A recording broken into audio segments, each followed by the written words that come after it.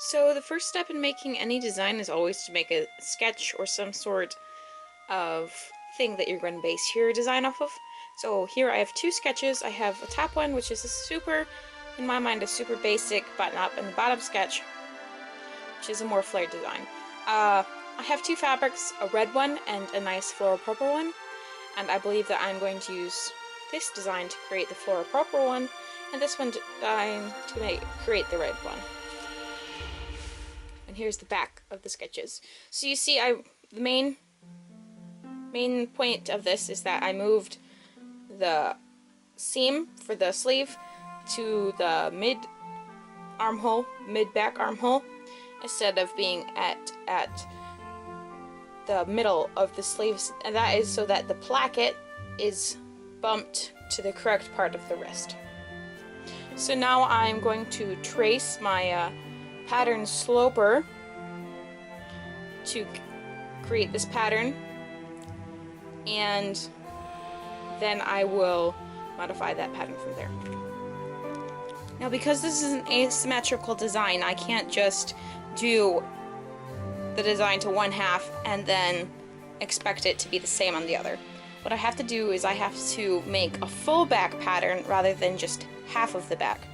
So I have the sloper traced onto the right side of this paper, and what I'm going to do is I'm going to fold it along the center back line and then cut it out so that I now would have two symmetrical pieces, so it's one giant back piece, which I can then cut the design into, or pattern the design into. The first thing I've done on this front panel is to fold the button facing over so that that's the center front right there. And now that doesn't include the button line, so now I'm just going to be careful about where the line goes through and how it goes through, because I need to make sure when it's buttoned up when it's buttoned up it has this smooth over it rather than it not line up. It's my biggest concern right now. So I'm going to draw the line, and I'm going to take the back yoke, which I already did the back panel. So I'm going to take the back yoke and use that measurement here to figure out where that goes. If you're wondering, I'm going to try to make this dart disappear right here, and then I don't need to worry about that dart. Well, I'll also try to make it disappear up here, but you don't have to worry about it as much because the allowance will go into the seam here, and that'll help with all those gathers, make all those gathers up here. Okay, and now as soon as I'm done with this, I can work on the sleeves. This one's going to be basic, but this one's going to be a little more complicated because obviously it's a tube. It's got that sleeve and that sleeve that are sewn together.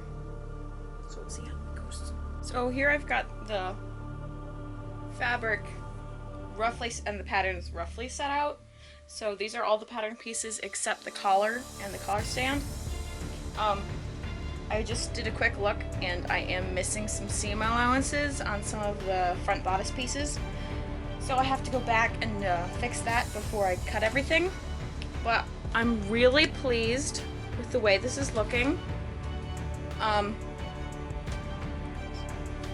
got if you want to know what every pattern piece is, so that's the left sleeve, that's the left front yoke, right front yoke, right top sleeve, right sleeve, and that is the left bodice, right bodice, and that's back bodice, back yoke. And then way in the corner, it's the cuff. So that's all the pieces. There's a lot, so let's plus the 2 on that aren't on here for the colors, there's 1, 2, 3, 4, 5, 6, 7, 8, 9, 10, 11, 12 pieces. So now I am going to fix those seam allowances, add the seam allowances to this piece, that piece, and that piece. So 4 pieces. Everything else has seam allowance. So, yep. Do that real quick, and then I'll chippity chop, cut them out. If anyone is wondering, this is 3 yards of broadcloth. I decided to go with that, yes, because it's less expensive, but also if I'm going to be wearing this when it's hot, it's a lot lighter fabric and will help promote coolness, especially if I'm layering this under some things. I don't want to sweat through the shirt and cause stains and everything, so I went with a light cloth fabric, which means the shirt probably won't last, you know, a long time. But I'm not wearing it every day. I'll probably wear it once a month. So if I get like 30 wears out of it, which I might very well, then that's 2.5 years. I might wear it less than once a month. I don't know. It'll be more of a fall garment, so I probably won't wear it in the spring or summer as much. Yep, so just so anyone who wanted to know, I thought I'd let you know.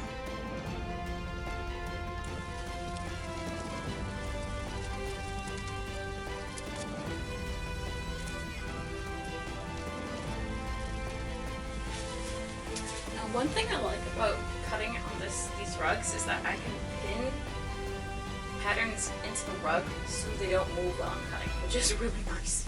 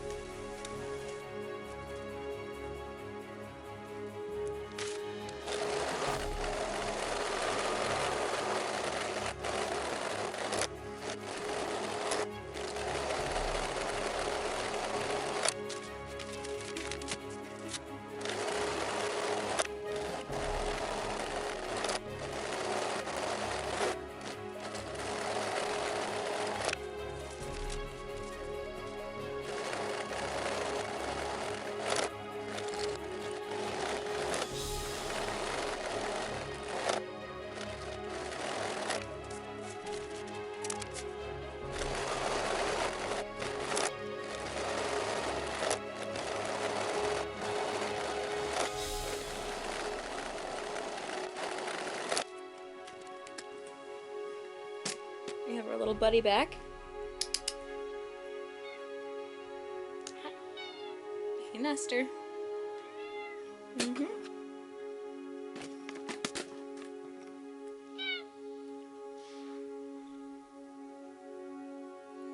Such a good kitty. He's waiting that whole time just for me to pay attention to him.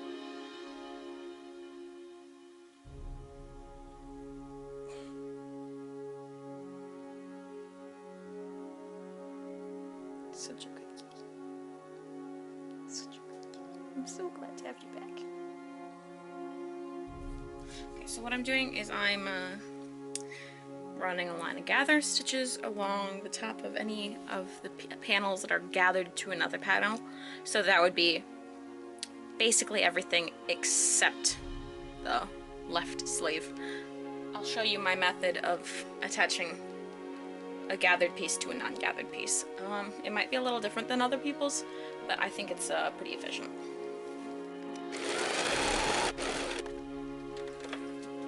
Now, something that I learned time and time again from doing gatherings like this is you always want to tie your two threads together.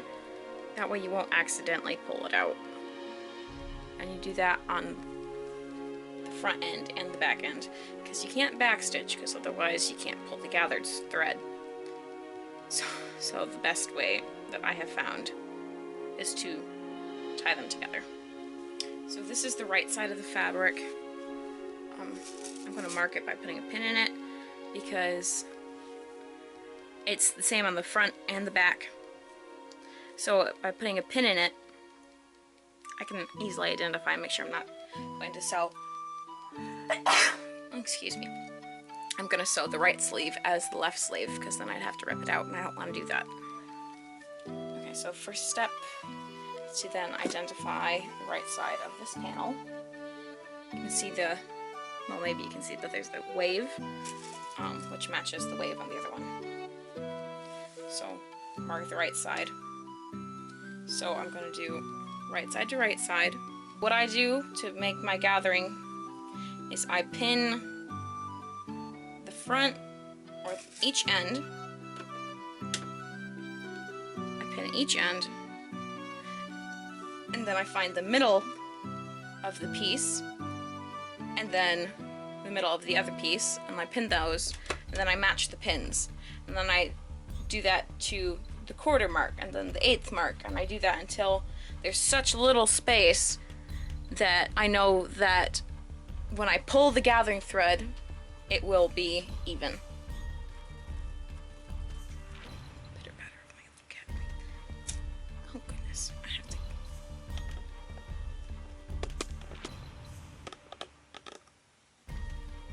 Hello?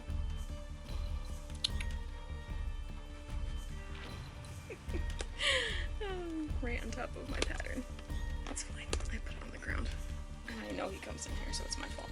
Okay, so now, again, find the center. Pin to pin.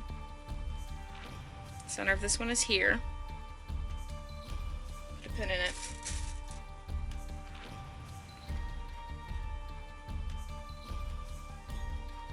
Center of this one is here. Put a pin in it. Or you can just bring it up to that pin without putting a pin in it, and then you just take this pin and you pin it like that. Now you pull this back,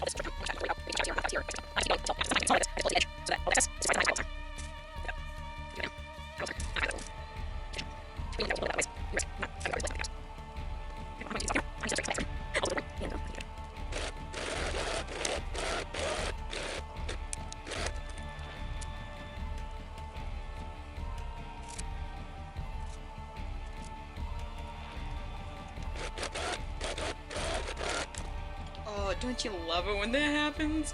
Like, it ran out of bobbin thread as it was coming out of the machine. That's so great. I love it. It's perfect. It rarely happens, and I love it when it does.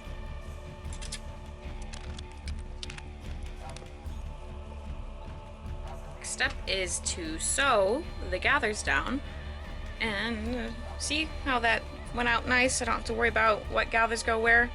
Just all nice, evenly spaced. Now I just gotta zip it around. It's good to go. One of the cons of being in the basement. Neighbor's a little loud. Now, one thing, I'm not sure how people feel about this, but when I'm sewing something in a circle, I don't usually backstitch when I start it, because I know I'm going to end there, and then I can backstitch. I just feel like it saves time. Yeah.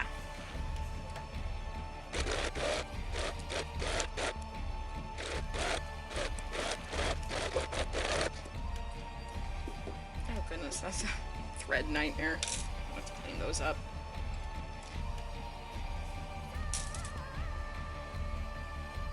I am most definitely a clean as you go type person.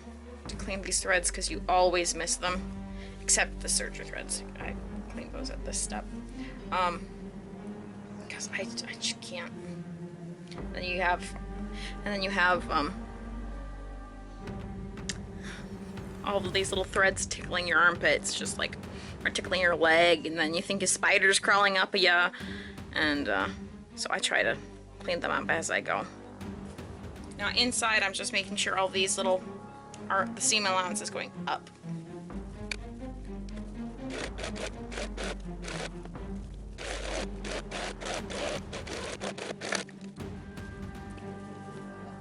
Yeah, I like that better. Oh goodness, you can't even tell there's supposed to be gathers there. Well, I'm sure once it's gathered down here, it'll look more fluffy. So now I'm just going to repeat this process on left front, right front, and the back panel. So 3 more times. And I have to decide if I want to do that today or tomorrow, because it's late. And I don't want to do any more today. Okay, bye.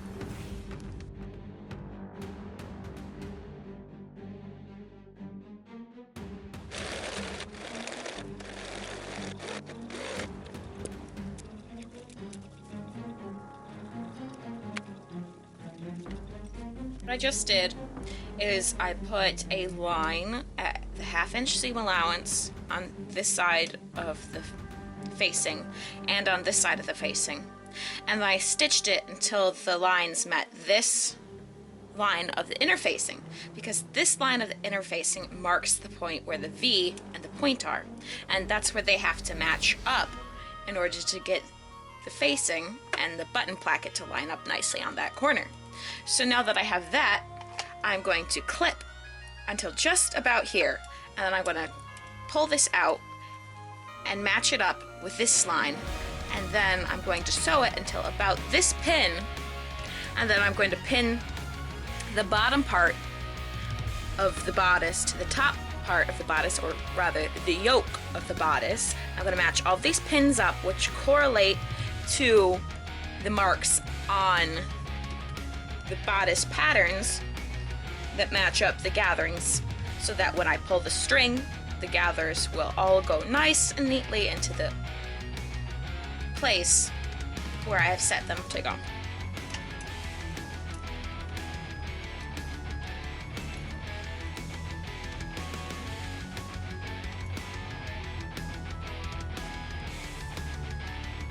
Teachers always say to, not through, which is what we're going to do. So now that I have this ease, it opens up, and I can twist it. If you don't cut that ease into it, forget it, it's not going to happen. Or if it does happen, it's going to be all puckered and gross and ugly. Okay, there we go.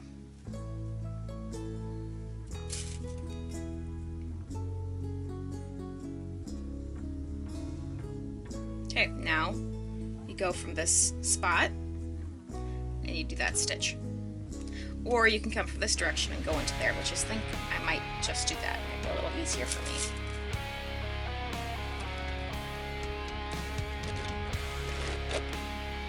Yeah, and make sure you don't have extra fabric there, because that's going to sew into the pucker. So I'm just bringing all this extra fabric over to the side, so when I sew this down, it won't create a pucker.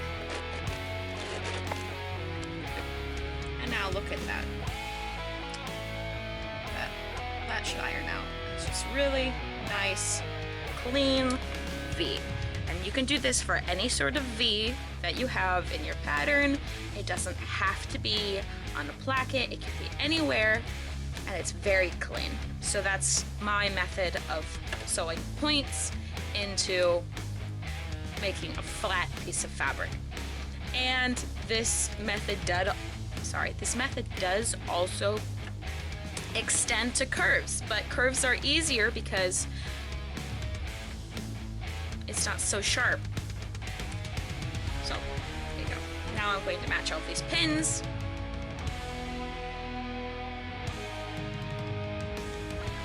Match all these pins, which represent the notches on the pattern,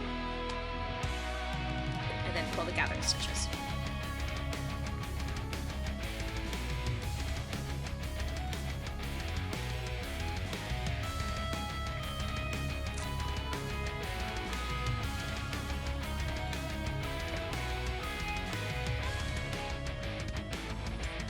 Now that we have all these gathers, I just zhuzh them a little bit. Make sure they're as even as possible. And throw a couple more pins in here.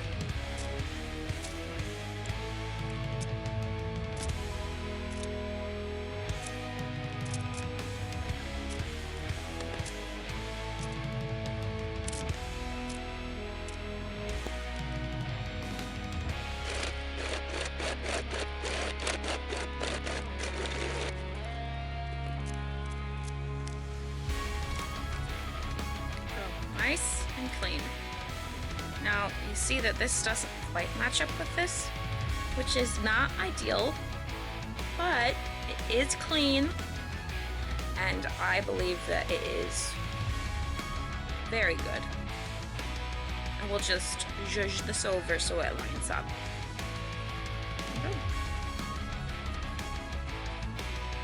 And now I'm going to sew a stitching line right up here.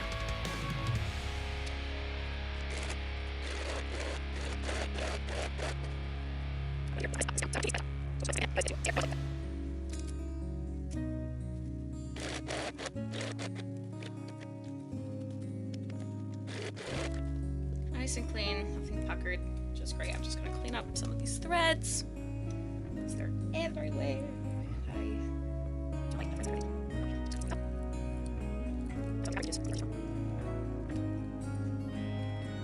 There we go. It's much cleaner.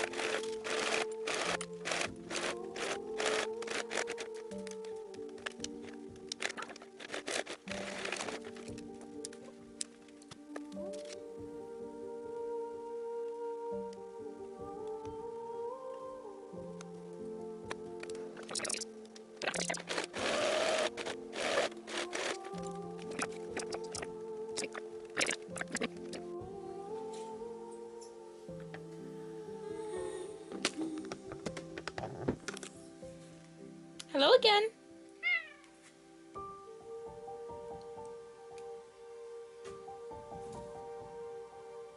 You want something else? You want attention?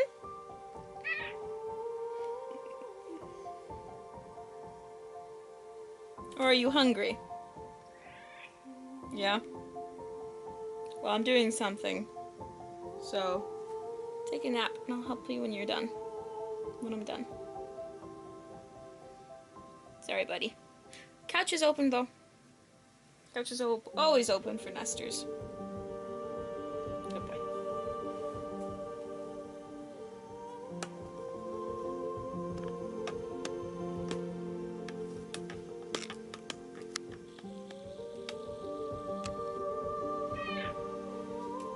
Oh, shush.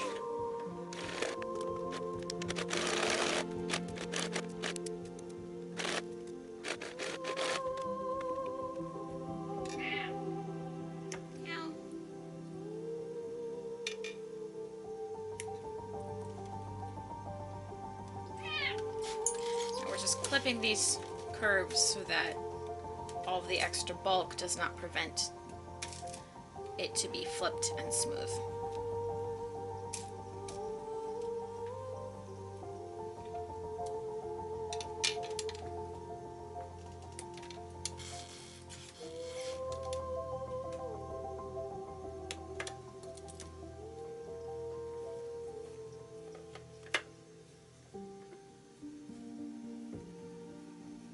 Go.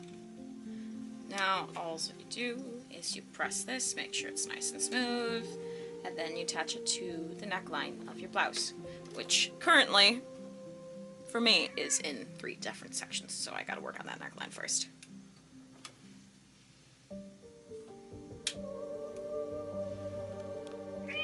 Okay, Nestor, since I got to a good stopping point, I'll give you some food.